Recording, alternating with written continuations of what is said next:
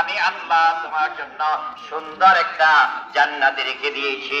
সুবহানাল্লাহ। সুতরাং দুনিয়ায় থাকা অবস্থায় বিধান মানতে হবে কার? জেনে বলেন, বিধান মানতে হবে কার? একটা স্লোগান জীবনে আপনাদের, এই স্লোগানের সাথে সবাই একমত? কি বলেন, সবাই একমত?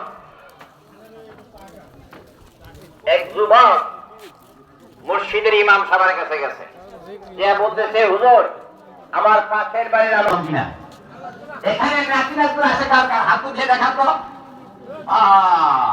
হাত নামান, হাত নামান। এইখানে কি নিয়ামত, যার নাতি আছে সে বুঝে, যার নাই সেইটা বোঝে না। আমার ছেলে মেয়ে যার নাই, সে ছেলে মেয়ে যে কি জিনিস সেটা বোঝে না। আমি কি বানিয়ে বললাম?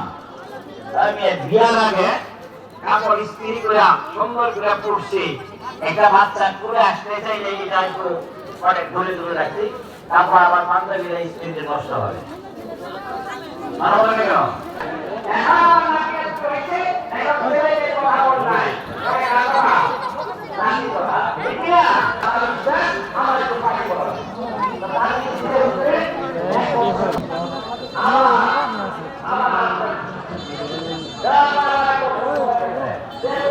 কাস্টমার টাকা দিয়ে সামনে